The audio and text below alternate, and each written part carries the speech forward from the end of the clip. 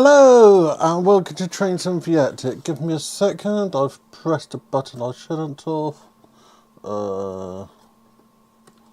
Is that for one? There we go. So yeah, we can have Scary Richard today. How is everyone? I hope you're all good. Just getting for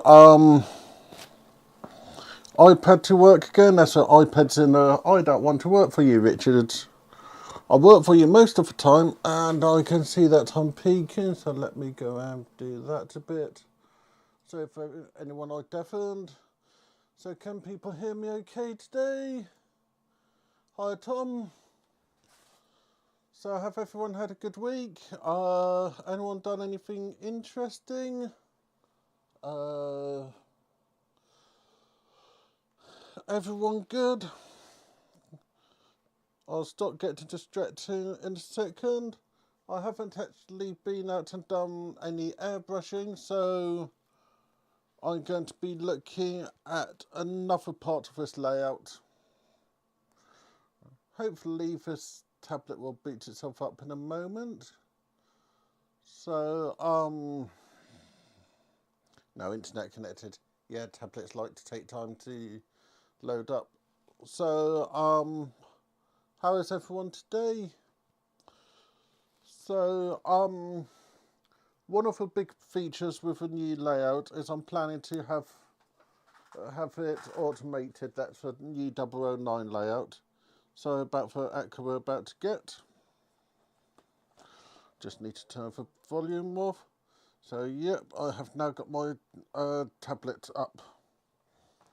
So yep, the plan for the layout is to have it automated. And I have decided to go Digitracks. So in front of you is a big mess of stuff.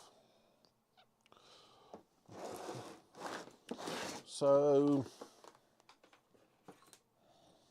there's a lot of things needed for this project. And this is just making it to look much worse than it needs to be. For some reason my tablet thinks it's down offline. So I can now turn off my phone. So for the heart of this system is going to be this ancient, I bought it second hand, Digitrack DCS 50. This has been superseded and superseded. This I paid 50 quid for in a model shop closing down sale, Burgess Hill model shop, I can't remember what they called themselves. The reason I got it so cheap was because the power port was broken. But I repaired that, and this is going to be the controller for the 009 layout. The main thing I'm after are these two ports here. This is what's allowed me to have automation and so much more with this layout. Hi Lee, good to have you there as well. So this is LocalNet. This is a Digitrack own for protocol, but a lot of companies have integrated it or use it. This provides data in, data out, and DCC out. This is a nice little system. So you've got a throttle controller, forward, reverse brake, and then a controller there. I have no plans to use any of that because I like to use the Digitrack other hand controllers. I said that this had been superseded, but you can use the new controllers with this and not lose any functionality. So this will be the controller for the layout. The other option I have would be this, which is a DB150, again a Digitrack controller. This doesn't have a built-in throttle, but apart from that, it's the same. Both of these provide programming tracks. Both of them provide rail out. This one has a lovely little magic trick, which is jumper 1 and jumper 2. It's allow you to use an analog controller with this. You can't with that. With this, you can change which scale your track is set for, and then you have a run, optimization mode, and sleep switch, and you change the settings inside. But this is the controller that's going to be used, so that one isn't needed. Next thing I need is an ability to communicate with this. If you go for new Digitrack stuff, most of them higher call, they come with a USB port, but like I said, this has been superseded several times. So I have two options, and one of them is off the table because USB have taken everything. This is for MS100, which is a serial interface, so you've got a serial there and a loconet there. And for anybody who is who is young, this is how you used to connect stuff to your PC. This is a 9-pin serial port, but you also had a 25-pin, and no, this isn't a printer port. But this will be put to one side, and it's a nice little bit of history. I'm going to be using this RS Circuit Kit local buffer. So USB in here, Digitrack loconets out here, and the magic happened in there. So, as I feel like being mischievous tonight, all this stuff is long out of any form of warranty.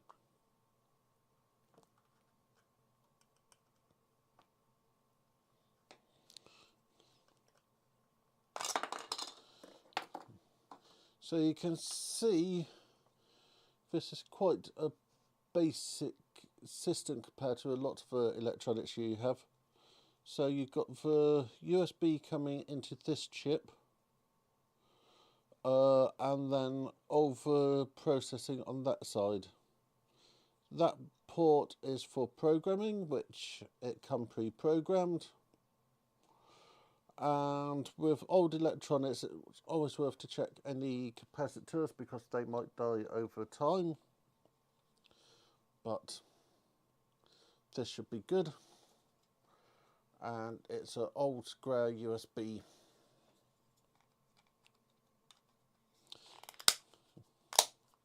To start off with, I'm going to be using JRLI for this, and I don't know what I'll be using in the future.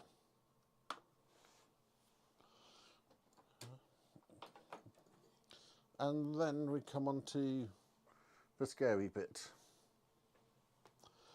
This is two different components. This is a short circuit detector, and this is a BDL168. This is a 16 input detection, and you need a cable with it. You need quite a lot of things with this, to be honest. I believe this is the appropriate cable, but I would double check before I put it in. So local net come in here, your track come in there.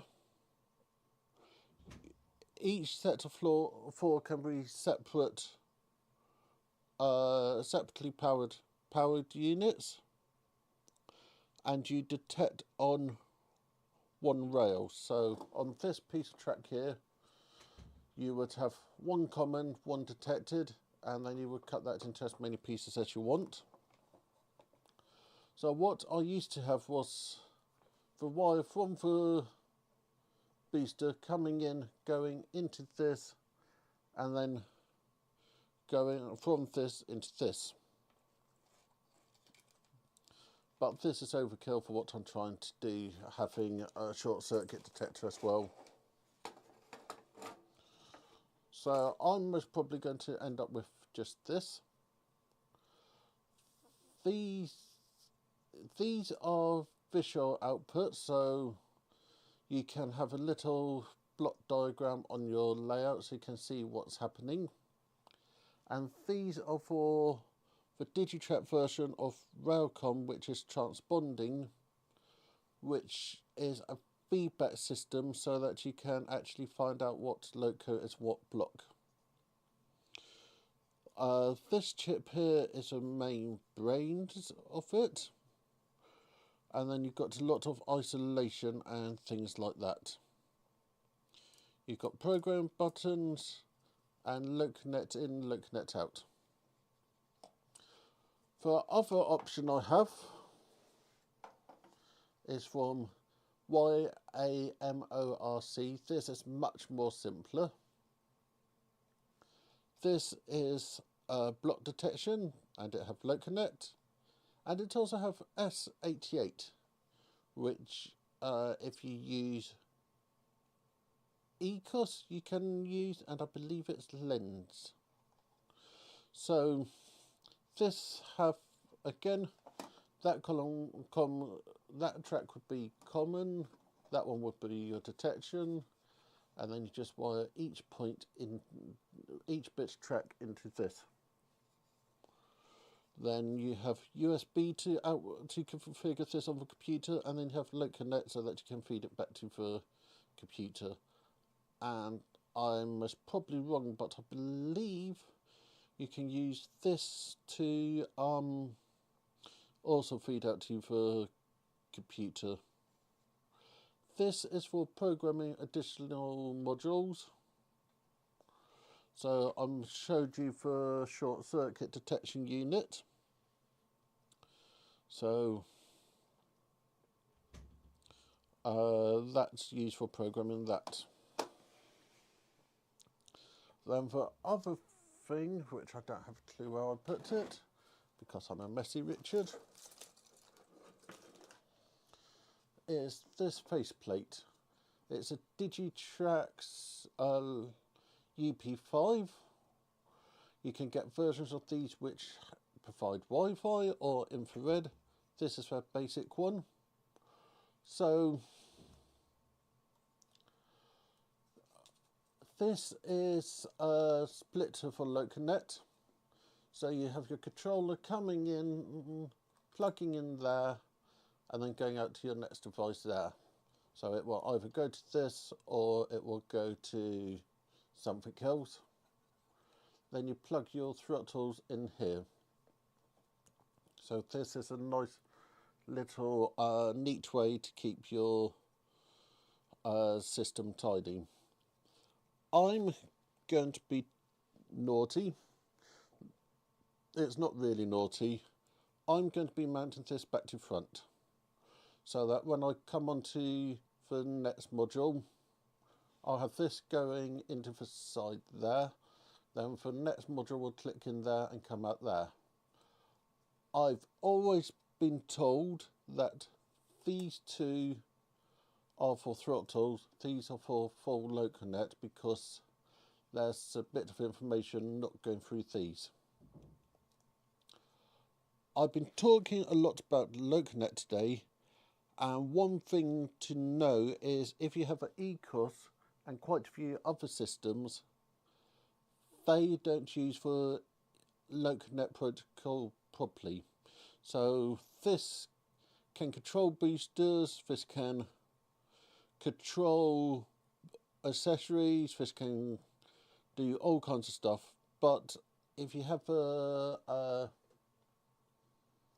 the ECOS, you've got 2 wires missing, which means you can't use the BDL168 with the ECOS, because this is needed for DCC feed, which LocalNet gives out, but the ECOS version, and I'm not sure which is the other version, don't actually use the give out for DCC signal.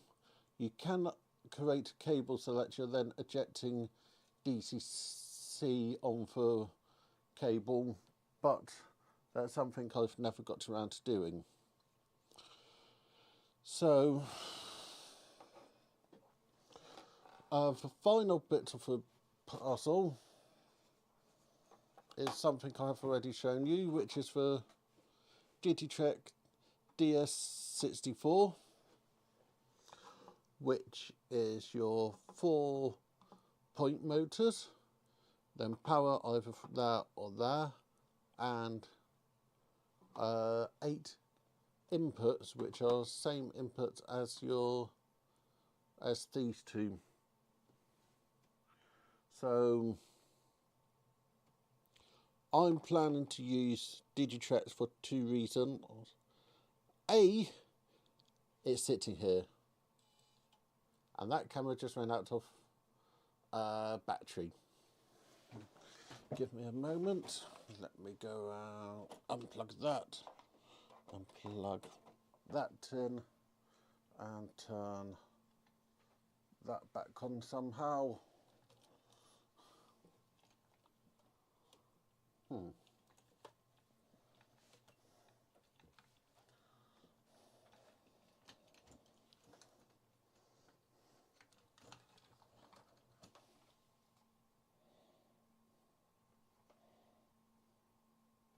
Aha, power button.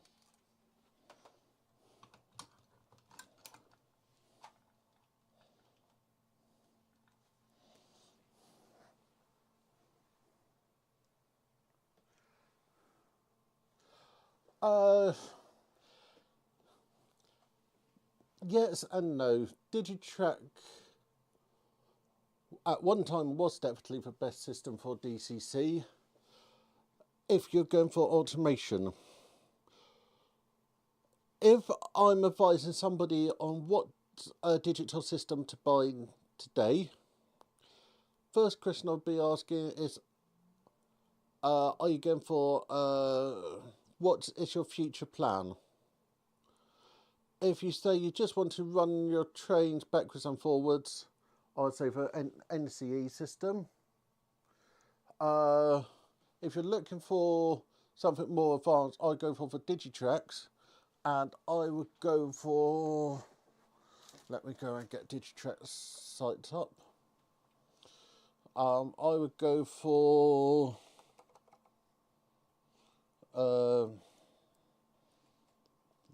let go and get that up, go and press this one, there should still be audio.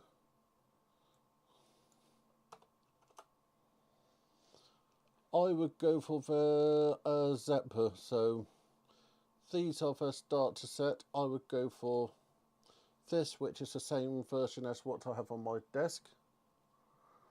But it's the new, more advanced system. So if I scroll down, you've got the USB built in, you've got the power port there, and you've got some additional buttons.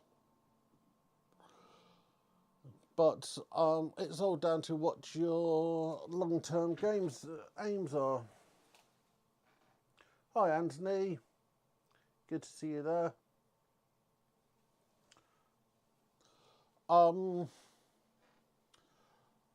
if I was buying a new system right now, there's a very good chance I would go for YAMORC, or I can't remember for other system. As those are tablet or phone based, and systems I would avoid is Hornby, like the plague.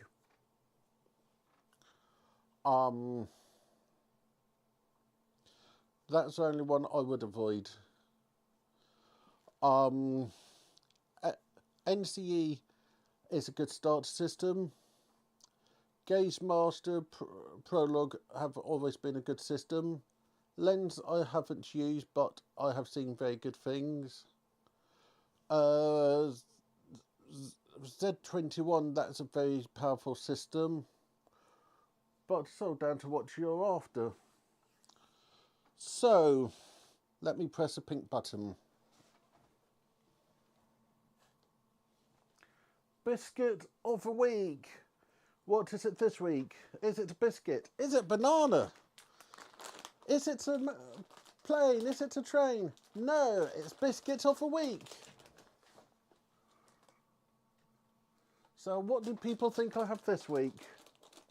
Tea cake. I had that at lunchtime.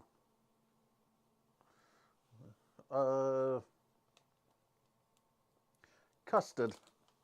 Had that yesterday with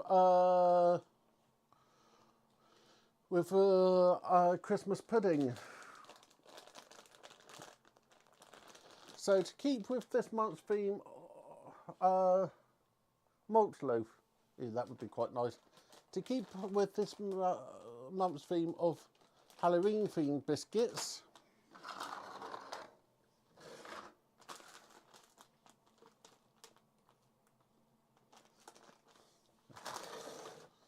we've got some Halloween biscuit with chocolate. Kit Kats. I got to do Kit Kats at some point.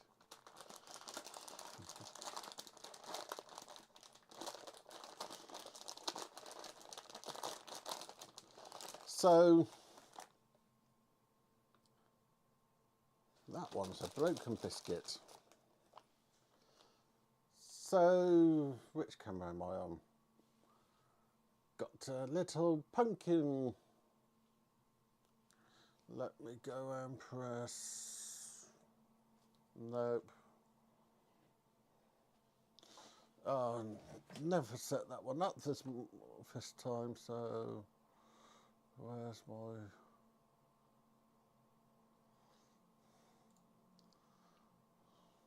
Oh, I'm pressing too many buttons. Let me just do that. So, chocolate on the back, biscuits on the front, nice crunch look. Not sure what it looked like.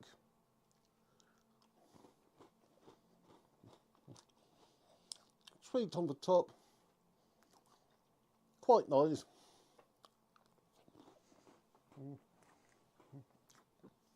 And quite tasty. Definitely a dunker. Definitely going to be giving it to the family to demolish.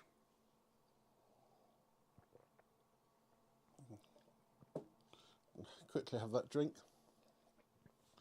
So coming up this week, Saturday is hopefully going to be having a look at the Sheffield Model Railway Club location, as we're having an open day. Next week is... what is next week? Anyone see my phone? It's over here. I can't remember if next week's Wickworth. So next week is Wickworth show, so that's the 9th. Then for 16th is a double bill weekend, which is Retford and Nottingham show. Then for the weekend afterwards is NEC. Also, at some point, I got an interesting video of making my toolkit for the modelling club, so I have a toolkit which I just use for when I go to the modelling club, so that I can start to be a bit more useful. Me being useful, nah. And from next week, Biscuit of the Week will be a different theme. I'm leaning towards Christmas. I've ordered my advent calendar. That should be fun. And I'll see everybody next time. Thank you very much. Richard.